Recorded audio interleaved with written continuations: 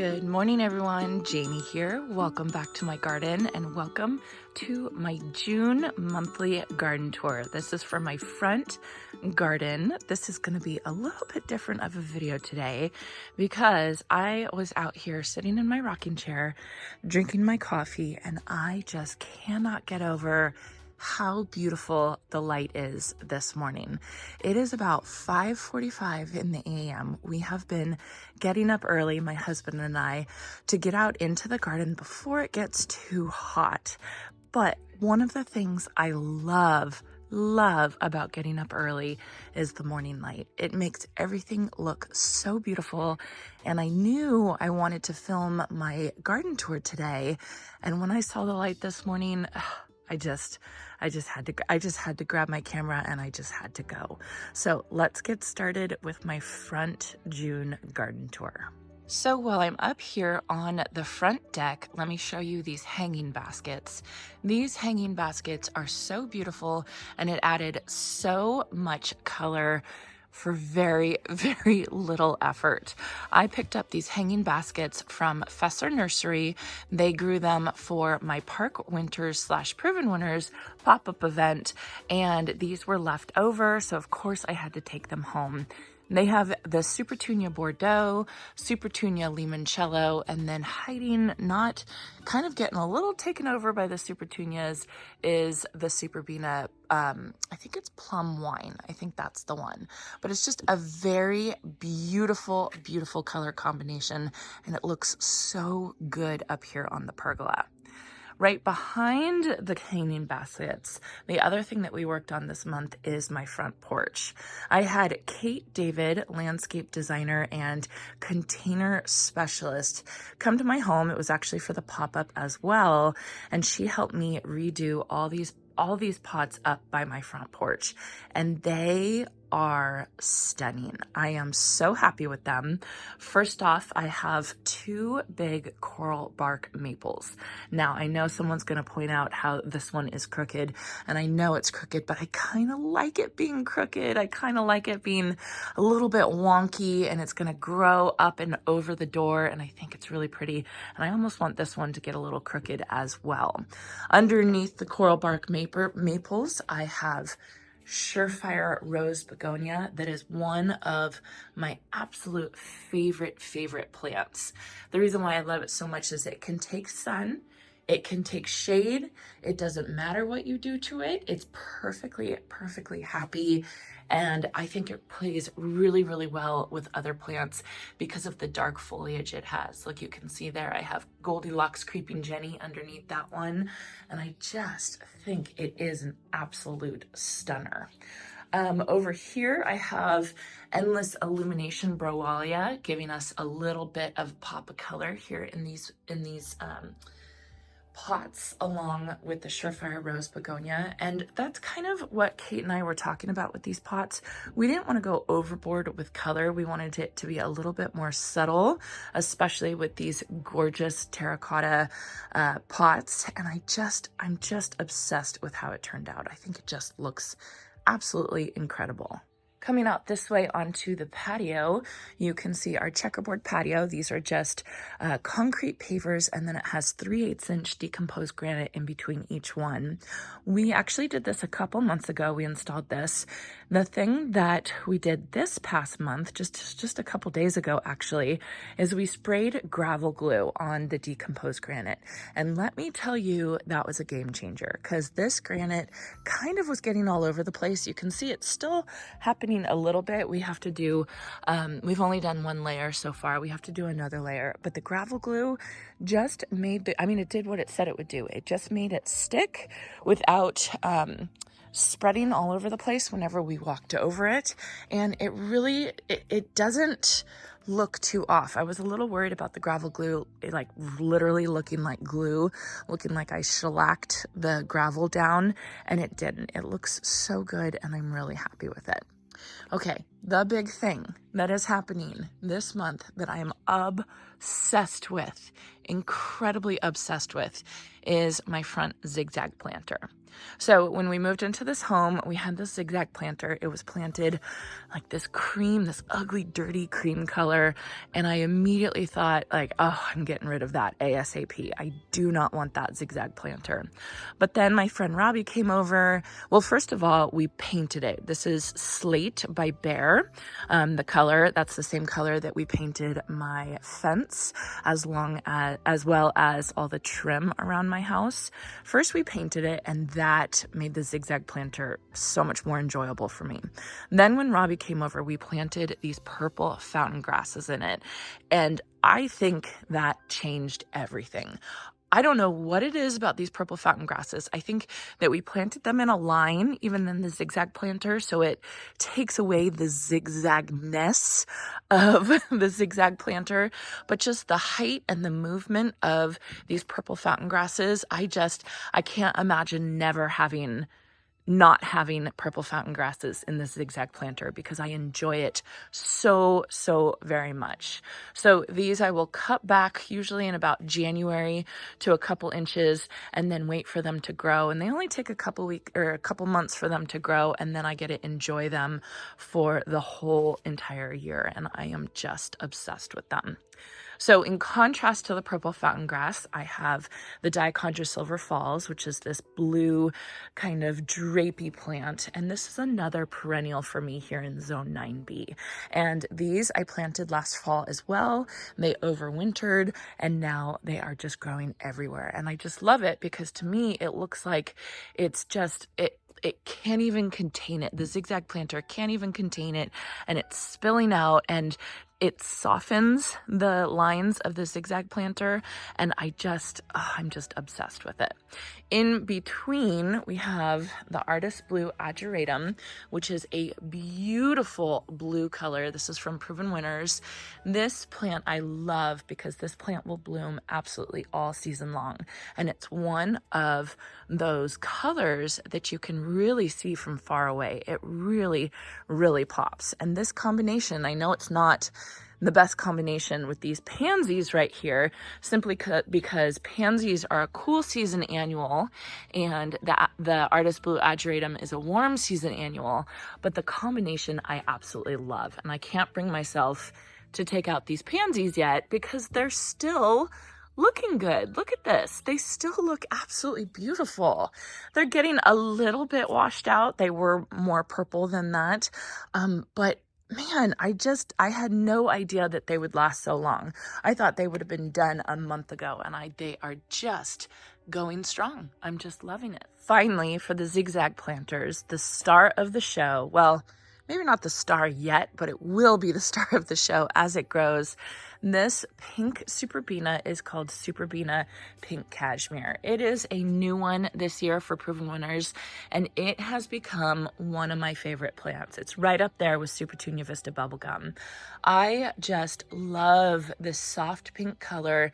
It is a very vigorous plant, a vigorous annual as far as Superbenas go, and once it starts blooming, it just keeps blooming. It just doesn't stop. And I really like this plant because it is what's considered a temperennial for me. That means it's sold as an annual because most of the country uses this plant as an annual, but for me, it will overwinter here in Zone 9B. So it's technically a perennial. So for me, this is a huge bang for my buck. How much this plant grows, how vigorous it is, and then how it's going to last all season and next season and probably another season after that. So probably what I'll do next year is I probably won't leave it in the zigzag planter because this is like my swoop in my last property. I really like changing out my my swoop or my zigzag planter with annual color every year, and I change it every year, and it's actually a really fun thing for me to decide what color scheme I'm going to plant this year. You guys, this is one of my absolute favorites. I just love this cool kind of moody mix of plants. I'm just so happy with it. And then finally, you can see in front of the zigzag planters, I have these 3 big white pots. I get asked often where I bought these pots. I did not buy them. They were at my last property when I moved in. They were actually blue and I spray painted them white and I put pot feet on, and I really love them. I'm debating painting them black, painting them slate to match the zigzag planter, or even getting new ones and getting terracotta ones. I haven't decided. I'm not going to worry about it yet, but it is something that I am thinking about, just to kind of make a different impact in the front of my home. Anyway, the most important thing about these big white pots is what's in it, and this is heliotrope. If you are not familiar with heliotrope, let me introduce you to one of the most wonderful plants in the entire world. This is technically an annual. It's hardy to zone 10.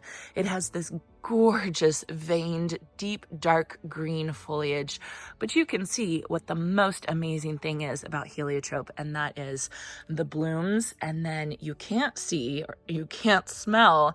The smell of this plant is absolutely stunning. It is this vanilla baby powder, kind of soft, musky smell that when I get a whiff of it, I am in heaven. I love the smell of this plant. I would get heliotrope perfume if I could. I mean, I'm sure I could. I just don't wear perfume that much. I love it. And you can see how happy this plant is in these pots right here. I was a little worried that they were going to get kind of scorched with the heat, but I swear it's like the more heat these plants get, the happier they get. This is the Fragrant Delight heliotrope, and it's just a staple in my garden. That's all I can say. It's just a staple. Oh my goodness, I'm just obsessed with the light right now. It's just so, this is golden hour. It's just so beautiful, and it makes all the plants look beautiful as well. Okay, so as I come this way, you can see my Star Jasmine espalier. It is growing very fast. It finished blooming. The Star Jasmine usually blooms in May, and I love that because I know for Mother's Day, I'm going to be able to enjoy the scent of these blooms. And the scent is, again, it's an incredible scent. Now, for the rest of the season, I'm going to be able to appreciate this for the deep, dark foliage that it has, and it's even what they call semi-evergreen, where it might lose some of its foliage if it gets too cold during the winter, but in my mild climate, it will keep its foliage, which is exactly what I want for this espalier. And again, I just used eye hooks into the stucco, just like that, and then I just used wire. It's the same thing I did in my last property. Now underneath it, this garden bed right here, my idea for this garden bed was to do a kind of a black and white garden bed. So I have the white of the Star Jasmine, and then I have this black mondo grass that's from Isley Nursery. It's very beautiful. I have heard that black mondo grass is kind of invasive, kind of a thug in some gardens. In our gardens, I wish it would grow more. I honestly wish it would grow more because it'll kind of just sit like this for a while. And that's okay. I'm okay with that. What I wanted was the black mondo grass to just be dotted throughout a sea of white. And so what I tried at first was I tried this bush morning glory right here, which is a white morning glory. I have not had a single bloom from this morning glory since I planted it. I bought it from the store. It had white blooms all over it. I planted it and not one bloom. So I don't know what I'm doing wrong. I have to say, I'm not familiar with this plant. I've had people message me and say that they really like it, works really well for them. I'm going to leave it and I'm going to watch it and see how it does. It's supposed to spread about 4 feet. So to me, it seemed like the perfect plant for right here, but I don't know. I'm not too impressed with it at this point. What I am impressed with is I am impressed with this Superbena Whiteout. It's another Superbena from Proven Winners. I just planted these about a week ago and they're already starting to bloom and spread. I mean, this is a good bang for your buck plant. So this is going to spread all over. It will go underneath the black mondo grass like that, and hopefully very soon I'll have my black and white garden that I wanted right here. Coming over here, you can see my lavender twist redbud being backlit by the sun. It is just gorgeous. So that one, it has these lavender blooms that are absolutely beautiful. But the thing I love about redbuds is the foliage. To me, that is just the perfect tree foliage, and it literally is this. This is why I think it's perfect, because it glows when the sun shines on it. It just glows. I just think it's beautiful. Underneath, I have Truffula Pink Gomphrena that is going to get very big as it gets hotter and hotter. But I did want to show you a very sad one over here. So we have a, I mean, I don't know if you can still call him a puppy. I think he's still a puppy. Monty, our golden retriever, and when he gets excited, boy, that dog, he will just storm through the gardens and not worry about anything. And so we lost a Truffula Pink Gomphrena the other day, and it's just so hard for me not to get so upset at him, but I have to remember he's a puppy and it's okay. And I'm gonna lose plants. I'll show you a couple more plants that I've lost because of him. So, it's worth it. I keep telling myself it's worth it, but he's definitely he still acts like a puppy. Over on this side is kind of a work in progress. I have denim and lace Russian sage that's growing. It's not doing amazing right now. I think this is not good soil over on this side. For this whole garden bed, I did the no-till method where I put cardboard down and then I did 6 inches of compost. But I stopped at about right here. This is kind of where I stopped doing that. And so all over here, I didn't do the no-till method. In the black and white bed, I didn't do the no-till method. And then this here, we added all the extra soil here that was from the center island. So this is a artificial berm, so that really doesn't count. But the soil over here is just, it's just not great. So I think this fall/winter, I'm going to have to come in and add a bunch of compost, and I think the plants will like that better as I amend the soil. You will see right here, this is not a plant. Well, I guess it's a plant. It's suckers. It's suckers from a tree. I'm pretty sure it's from the apple tree. I have an apple tree right there. Well, I don't have it. It's my neighbors. All these trees are my neighbors. And I'm letting them grow just because I want to see their growth habits. And then I'm going to come in and I'm going to prune them hard to prune them back a little bit. So you can see this apple tree right here. I'm not sure if it's an edible apple. There are apples on it. When we moved in August last year, there was a couple apples left and they weren't very good, but I don't think that means anything. I just have to wait and see. And then right here is a walnut tree. I don't think it's a black walnut. Honestly, I'm not very familiar with black walnut, but look at how intense this tree is. I mean, this is my eye height right here. So I'm definitely going to have to come in here and I'm definitely going to have to prune that back. At first I liked it as it started growing over. I thought it was kind of beautiful and gave a lot of foliage, but now it's just a little obnoxious. So I'm going to have to do something about that for sure. Before I move on, let me show you this view of this planting. This view I did on purpose. Oh, I just noticed Monty got all the mulch in the, ignore that. So this view, when we walk out of our house, and honestly, when we're looking out the window in our dining room, this is the view that we see right here. So I wanted to make sure I had something really beautiful to look at. So underneath, well, in the front, I have lemon coral sedum, which is just such a beautiful pop of chartreuse. You can see it all the way across the garden, all the way from inside. And I want to get more of these and add more of them. Behind that, I have meteor shower verbena, which is a verbena bonariensis, which I love. The regular verbena bonariensis is quite a thug in my area in that it will reseed itself prolifically. So I kind of steered away from that plant, and now I'm on to the meteor shower verbena version, which is sterile and it won't spread. So I love this. This one is shorter than the classic meteor shower verbena, and I do miss the tall, crazy wispiness of the big one, but I'm just not sure if I want to deal with all those extra seedlings every year. But behind that, I have 3 iceberg roses that are absolutely beautiful, and I have not deadheaded them. Have I fertilized them? I think I fertilized them. They're just such a beautiful plant, and they're such an easy, foolproof plant. And I don't know, you can't beat an iceberg rose. You just can't beat it. Right next to that, I planted some cat's pajamas nepeta. Look at this area. Like, I probably shouldn't even show you this area. Jason and I planted this cat's pajamas nepeta, and then we planted this pink penstemon, which is new, and I can't remember the name right now. I'll put it on the screen. And then we planted this lemon jade sedum, and we forgot to hook it up to drip. Like, completely forgot to hook it up to drip. So you can see this one right here was almost dying, but we left it. We kind of babied it for a while, and it's starting to grow again. And you know, that's just the hard thing about having such a big property, and we have so many projects going on that we forget things. We're trying really hard. We're trying to get used to it and trying to get on a schedule, but it is definitely a learning experience.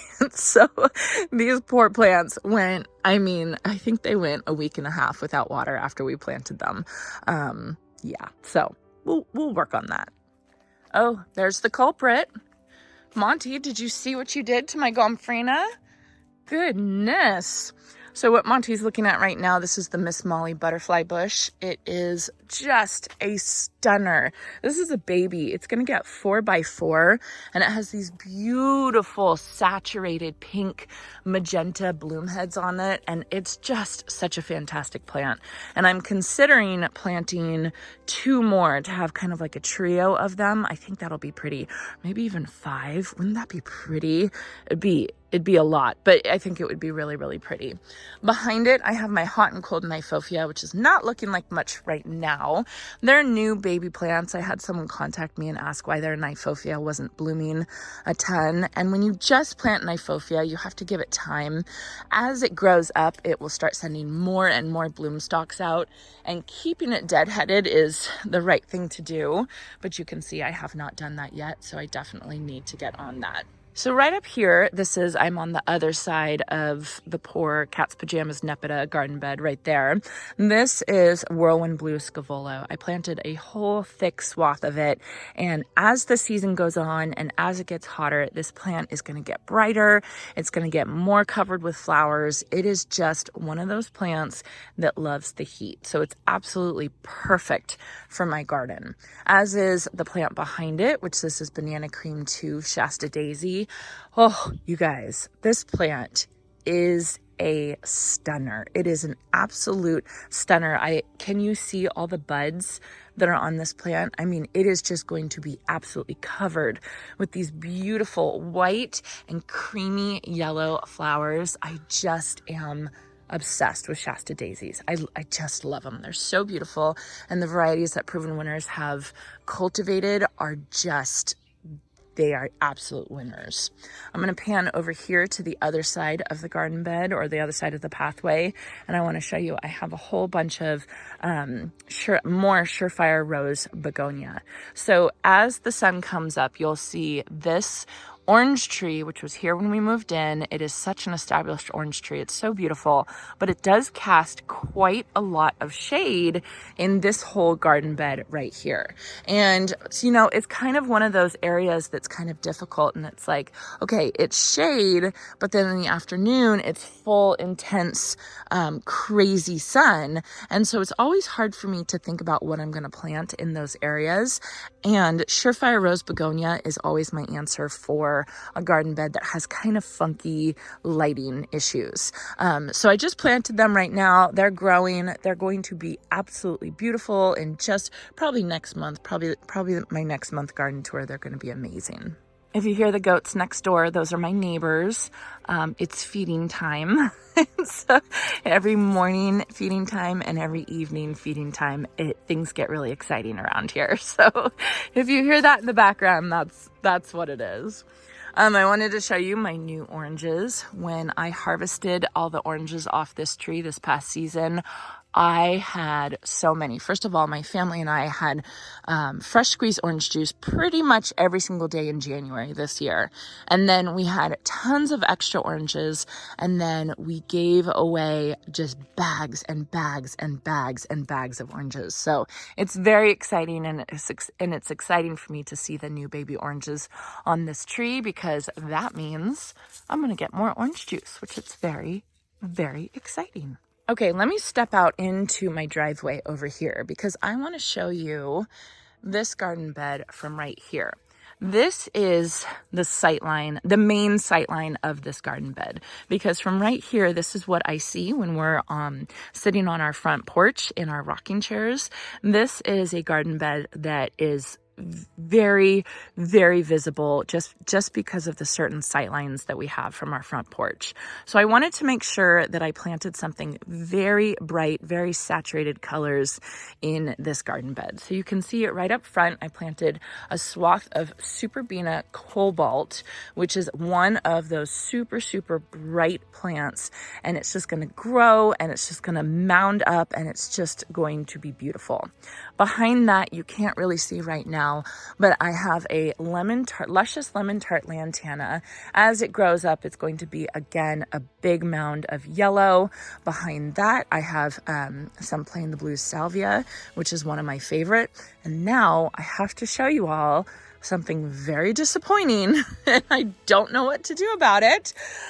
I think I have gophers. Look at this. Look at this. I'm so frustrated. I did not think I had any gophers. I did not think I had any issue with that, but I keep coming out here and pretty much every day I have a new gopher mound like that. And you can see I have a hole right here. I had a gopher mound over there that I kind of was messing around with. So I definitely have gophers. And then the other issue is you'll see over here, I have my artichokes and my cardoons. And now Raphael, who he owns Park Winners, which is this beautiful garden. He has cardoons and he has artichokes as well. And he told me that his gophers and rodents stay away from his cardoons, but attack his artichokes. So let me show you though what happened to some of my cardoons. I grew some cardoons from seed and some of them are doing really well, right? Some of them are doing fine. But look at that one. Look at that. And look at this one. Look at that. And that one right there. And then this one right here is absolutely fine. So Jason and I don't know what's happening. I should check the roots on this and see what the roots are. Yeah. Look at that. Something's eating the roots of these, I would say. So yeah, I think it's gophers. I think it's gophers, which is so frustrating. But it should be an interesting problem to deal with. I've never had to deal with gophers before. But yeah, these plants, well, that makes sense. I'll have to tell Jason. He was getting so frustrated because they would be perfectly fine. And then the next day he would come out to water and he'd notice that they would just die. And it was like 3 in a row. They just 1, 2, 3, they just died. And so that explains why. I'll have to call Raphael and see what he thinks because he said, again, they like artichokes, but they don't like cardoons. But that doesn't seem to be the case in my garden. We'll see. We'll figure it out. And then I did want to show you the other thing we planted over here was Firefly Fuchsia yarrow. Now, yarrow, it's not a finicky plant. It's a very robust plant, but I have noticed that when I plant it, it looks really, really bad at first. It looks like it's absolutely died, but you can see there's a whole bunch of new, really beautiful growth under here. So this is all the new growth that's going to look beautiful, and all this old growth I'll just cut off and not worry about it. So if you plant your yarrow and you're kind of like, man, what happened? Don't worry. It's fine. It'll grow. This right here is my Flavorette Rose. This is my apricot honey version. They have another version as well. This rose is just so beautiful, but I made a giant mistake because this rose, it gets tall. I think it gets like 6 or 8 feet tall or something like that. And I planted it right underneath this orange tree, which wasn't very smart at all. And now I'm scared it's going to get eaten by the gophers. I don't know. We'll figure out what we're going to do. So I'm probably going to have to move that, and probably when I move that, I'll put a gopher cage on it or something. But it's just not the right spot. I don't know why I was thinking it was a shorter rose, but it's definitely not. Let me come back here one more into this garden bed one more time. And I want to show you this Gatsby pink oak leaf hydrangea. It is a stunner. It is such a beautiful, beautiful hydrangea. And I planted this one in my Best for the West garden because oak leaf hydrangeas can handle more heat and more dry conditions, which is exactly what I have in this garden. So this one is going to get 8 feet tall and wide. It's going to be huge, and it has these beautiful pink bloom heads. Look at this. Look at that plant. Isn't that just gorgeous? Okay, coming this way, here's my pomegranate tree. I think I'm keeping the pomegranate tree. I know there's a lot of you on Team Pomegranate. I've been going back and forth on whether I want to keep this tree or not, just because to me sometimes it looks kind of messy, but I've decided to keep it, and I am going to prune it up into more of a lollipop shape. But I was talking to a landscape designer that I'm going to go and I'm going to, excuse me, distraction. Did you get it? Almost. Congratulations! You got your tail! Oh, he makes life interesting. So I'm going to go to, his name is Michael Galley. He's from Metamorphosis Landscaping. I'm going to go see some of his gardens, do some garden tours. And I was talking to him about pomegranates. He uses a lot of pomegranate trees in his designs. And he told me to wait until the fall to start, limbing this up and pruning it up, and once it goes dormant, do it even a little bit more. So it's going to stay like this for this season. I'm going to get beautiful pomegranates off of it. Last year we had some pomegranates. We didn't move in here till August, like late August, and so that they were pretty much done at that point. I don't know. Monty.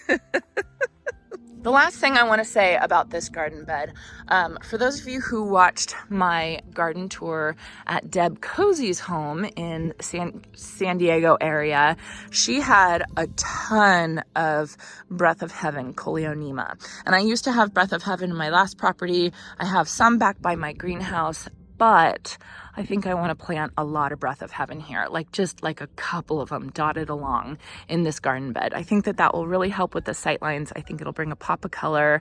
And then I am planning to add some more orange, and some more height in this garden bed. So it's a work in progress. I'll get to it.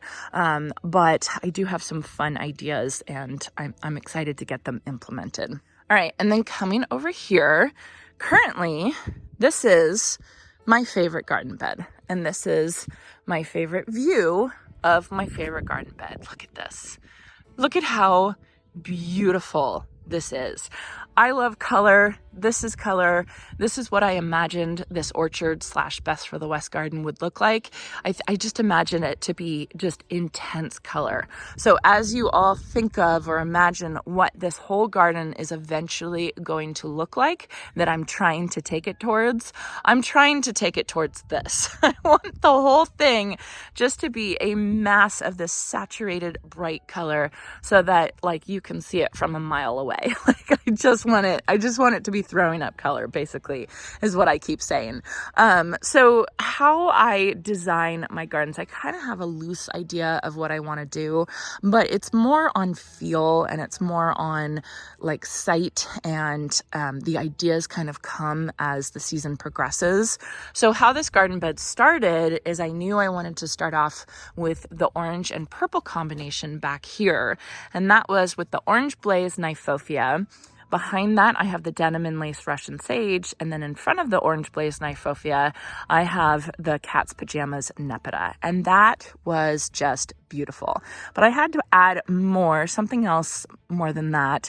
So right behind it, I have a Tacoma, and I always forget the name of that plant, but I'll show you a closer look in just a second. I'll put the name of the plant on the screen right now. And that's going to get about 6 feet tall, but I even think right here, now that I see it all grown, I think right here I need something narrow and tall and super structural. And I'm not sure what I'm going to do yet. I have thoughts, I have ideas, but I'm kind of just thinking about what else is going to happen in this garden bed. So it's going to change, it's going to evolve as time goes on. Then over here, you can see I have my Royal Raspberry Agastache that is beautiful. Holy cow, this plant is beautiful. This is actually 3 of them all together, and I do have to say these plants are kind of brittle. Monty ran through here, you know, just being the puppy he is, and he knocked off one whole branch that was kind of in this area right here. So you do have to be kind of careful with this plant, but you know, it's worth it. It just looks gorgeous. I have more of a banana cream 2 Shasta daisies right there, and then again, my favorite plant. I just planted little baby ones here. These are growing up. These are plain the blue salvia. And this is gonna, the spikes are gonna get about 4 feet tall. So we're gonna definitely get some height. Right here is the raspberry superbena, which is a stunner of a color. And I have a couple more of these still to plant. And I can't decide if I wanna add to this swath or if I wanna add some more color down there. Right now I'm leaning towards adding color down there, but we'll see. And then behind it, I have the sunflower, the Suncredible sunflower that is just coming into its own. There's so many buds on this plant. It's going to be covered with sunflowers. Right here, this is my monster. It is growing. It is growing by like, I don't know, inches a day. It's crazy. And this is a Vertigo pennisetum, and it's going to get about 9 feet tall. It's going to get to like there. And it's going to be this dark foliage, and it's going to be exactly what this garden bed needs, but I have to wait for it to grow, of course. Okay, let me come through here and let me show you on this side. So over on this side, I love this view too, especially with the house in the background. You can see the border of lemon coral sedum that I just installed. I think it looks absolutely gorgeous. I did this at my last property where I had a pathway lined with lemon coral sedum, and I said it was kind of like an airport runway with lights lining either side, and that's exactly what it is because of this chartreusey green. And I definitely want to add more. I think I could have more come kind of over here. The problem with this is I need to think about what I want to plant at the end of this border to kind of stop it, because right here, you can see over here, it kind of just stops from nothing, you know, like just abruptly stops. So I'm thinking about what I want to plant right here to kind of anchor this border, and I'm thinking about the Breath of Heaven because it'll be the same chartreusey color, and it'll give it kind of a stopping point. But of course, I'm still thinking about it. I do want to show you these plants over here. These are called jukebox pyrocamellias. They're supposed to be an alternative to boxwoods, especially for warm weather climates. You know, this is just their first year, so I have to give them some time. But honestly, I'm not totally a fan of these right now. I have a feeling these are going to come out. One of the reasons I don't like them is I have a male dog, and this plant cannot handle that. I mean, there's dead spots all over it. And so, you know, it's kind of like survival of the fittest in my garden is what's going to be able to handle the situation that I have. And I just don't think these are going to handle it in my garden. Not that it's not a good plant. It's just not a good plant for my situation. Let me come over here and give you all a closer look at the Orange Blaze Kniphofia. So these were planted last year, and you can see the difference between these and the Hot and Cold Kniphofia that was further up there. These have so many more bloom stalks, and that's because they're just more established. And so with Kniphofia, you just have to give it time.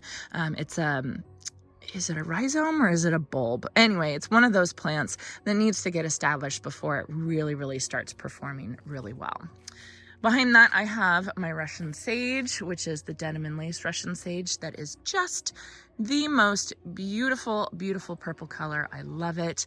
And then behind that, I have my Tacoma. You can see right there. Isn't that beautiful? I cannot remember the name of these right now.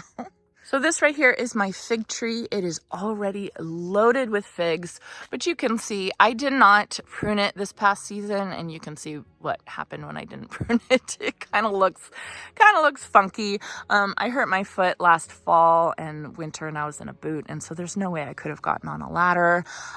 So I will be pruning it this year, later in the season, but I am not worried about it because I still have tons and tons and tons of figs coming. I'm gonna have more figs than I know what to deal with. I mean, look at this. Oh my goodness. There's so many. So wonderful. I love it. I'll be making fig jam and fig pies and all the wonderful stuff. So back over here on this side, I have Beyond Pinked Caryopteris. It's coming into its own. It will be blooming mostly at the end of the season, kind of like late summer to fall. So that will come. This is a new plant that I can't talk about yet, but I'm really liking it, how pretty it is. And then this one is Evolvulus Blew My Mind XL. And it's so funny because it's the morning. So I'm out here early enough that you all can see that they close up at night. And once the sun hits them, they will pop open. And it's just the most cutest, most beautiful thing. And I just love it. So when I come out here and I see them all closed nice and tight like this, I just love it. I just think nature is so cool. So coming around the bend here, we have the lime tree, and the little baby limes are on there, which is very exciting. This lime tree, oh my goodness, these limes were the best limes I've ever tasted. Probably because they were just freshly picked last season. We were just so excited about it. And we really like Mexican food. You know, we live in California. So we will definitely be enjoying these limes. I feel like my family and I are just waiting for these limes to be ready to eat. Let me come over here. Trying not to shade the area. This one right here, this is Proven Winners Stand By Me Lavender Clematis, and it is a beautiful plant. This was kind of a I was sent this plant by Proven Winners, you know, just to try it out. I didn't really think too much of it because when it was sent to me, it was just like a couple of leaves. It wasn't anything really special. And then as this plant keeps blooming, oh my goodness, I am falling more and more in love with it. This is a bush clematis, so it's not going to vine very much. It's going to get about 3 feet tall. So I'm excited to see how that does as it grows. Right here, I have my Ladybird Sunglow Calilophus, and I planted this because I wanted a pop of yellow right here, because you can see I have the pink Profusion Salvia, which is technically pink, but honestly, in my eyes, it's more of it's more in the purple family, I guess. And then I have this Sweet Romance Lavender that's just happy as a clam. And I needed some contrasting color right there. So the Ladybird Sunglow Calilophus, I think, is just perfect. And I love it. And it's just, it's just going to last forever for me. And it's just the best plant. Okay, so now I have to admit, so this pathway is just going to be temporary. Next season, we're going to expand it out this way, and the pathway is going to come around here. But we just stopped it because, you know, you can only work on so much in one season. So I have to admit, this garden bed that I'm coming to right now hasn't gotten the most attention, but I still have plants that are growing and looking really good. For example, this Helen von Stein Lambsier is growing. It's just gorgeous. I have Back in Black Sedum behind it. I have Boom Chocolata Geranium that's just loving its life right there. And then the very exciting thing is I have this ornamental allium, this, is it Millennium? I think it's Millennium. And we all thought that we couldn't grow this plant. Well, Proven Winners thought that we couldn't grow this plant in zone 9. But it's looking pretty good to me. So it's kind of a trial, you know, we'll see how it does. But right now it's looking like it's blooming, and I just want to see how it performs. And then of course I have to let it overwinter. I mean, these overwintered last winter, but I have to see how it overwinters again. And then I can really recommend and say, this is a good plant for us. Right behind that, I have Niagara Falls Panicum grasses. They're starting to grow and look really beautiful. And once I get this pile of wood chips gone, you'll see how beautiful the look is as you're walking down the pathway and seeing this kind of whole area. Right behind me, I have a whole group of daylilies. These are called Blood, Sweat, and Tears. They're very, very beautiful. I'm not a massive fan of daylilies, honestly. It's not one of my favorite plants, but I can see, you know, I can see the importance of them. One, for the strappy foliage, and then two, that you get this beautiful bloom one a day. So it's going to be really, really nice to have that. The thing I am a fan of is this Homestead Verbena right here. This Homestead Verbena is just one of the best plants. This was part of my May blooming garden. Every month this year, I am putting plants in to have them bloom that month. So I know every month I have a bloom to look forward to. And this was my May one. Okay, then I want to show you all how my Matilaha poppy is doing. It is doing beautifully. I just love this plant. There have been so many blooms. I just planted this last fall, so it's just getting established. Yes, it's kind of a crazy plant. I'm not going to prune it into a shape. I'm not going to try and train it. I just want it to be this big, massive poppy right here. I have another one right there that I was a little worried about, but that one is looking great too.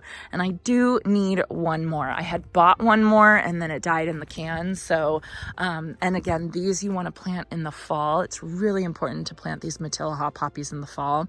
When I was in San Diego last week, there was these poppies growing on the side of the road and kind of down in a ditch area. And it was the most beautiful thing. It was the prettiest weeds, if you could call it weeds. It was just so beautiful. This is a native plant to California, and this plant actually was in the running to be California's state flower with the California golden poppy, and obviously the golden poppy won out. But this one I still think could be the state flower. Absolutely. It's the runner-up, I would say. Okay, so my willow tree is looking really good. Robbie came and helped me kind of prune it up a little bit. So that's still growing. It's actually growing very fast, as willow trees do. So I'm really enjoying the structure and the shape of it. I'm thinking about what other trees I want to plant. I know I want to plant a lot more trees over on that side. And then I even think I want to plant some trees this season in the center island. I do have my septic system, but it's over there in the left corner. So I do want to plant some trees right here. And I'm pretty sure I want to plant a mimosa tree. Mimosa trees do really well in my area. They are messy, which is why people don't like planting them. But I don't think I care.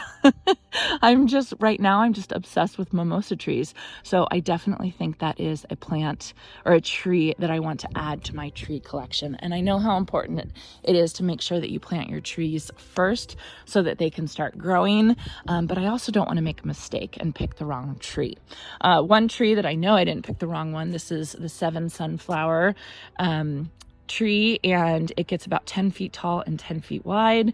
It's growing, it's happy, it's going to have these beautiful white blooms later in the season, and then it's going to follow with these rosy pink bracts, which are going to be just gorgeous. Okay, so back to my center island. This is an area that Jason and I decided not to address this season because, again, we just wanted to focus on one area at a time.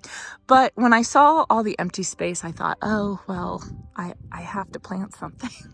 So I decided to plant a cut flower garden, and it is definitely on its way. I planted a whole bunch of seeds in here, and all the seeds are growing. I actually have my very first zinnia over there, which is very fun and very exciting, and I'll continue succession planting as the season goes on, so that hopefully I have blooms, just kind of consistently. So it's on its way. I haven't really been showing a ton of it because there's just not too much to look at this point. I mean, I'm doing, the gomphrena is starting to grow. That's kind of coming up. Oh, this one looks really good. Actually, I gotta divide that. There's too many in there. And then I have zinnias, and then I have cosmos, and it's just gonna be beautiful once it grows in. You all were probably looking at this grouping of plants. So this rudbeckia, and then also this verbena that's not doing as well. These were in my zigzag planter last fall. And instead of getting rid of the plants, I came and I transplanted them over here because why not, right? Look at the rudbeckia. Oh my goodness. It is so beautiful.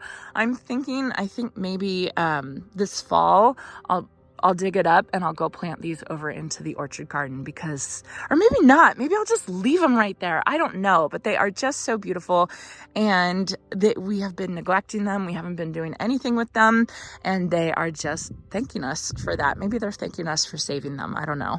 But they are looking really pretty. And I just noticed right behind there, I have a dahlia. Oh my goodness. Look at that.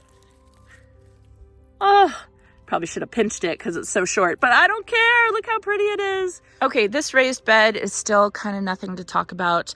I have the bearded iris. They're not blooming. I don't know. I don't know what's going on. I don't know if they need more water or something, but they're just not blooming for me this season. I think they need more water. I think that's probably the problem. But I do have this lavender here that was here when we moved in, and it's looking beautiful. And then over here, I have Firefly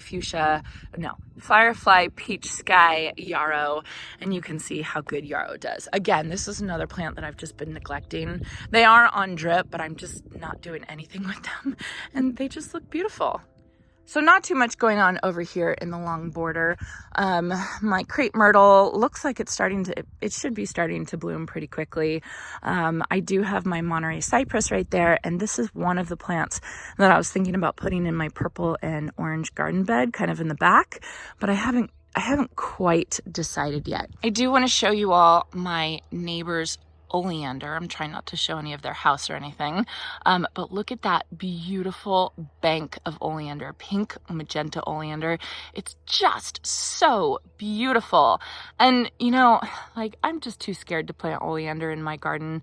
It's poisonous to dogs, and we have a dog, and you just have to be careful with it. But I was thinking maybe, just maybe, I could plant it kind of like my neighbors have and plant it outside the front fence for some privacy. I don't know. I have to kind of think about it. But man, every day I walk out and I look at all this oleander right here, and it just looks gorgeous. So I'm tempted. And oleander here, I mean, it grows in the middle. It grows in the center divide of freeways, all along our freeways. It's all over. So it's obviously a great plant to plant in my area. I just get so nervous about it. Last thing I want to show you all for this June front garden tour, this past month I planted some corn around here to hide the propane tank. It is starting to sprout and it's looking really good.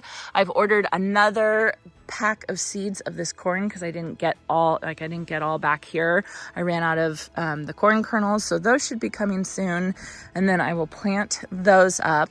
And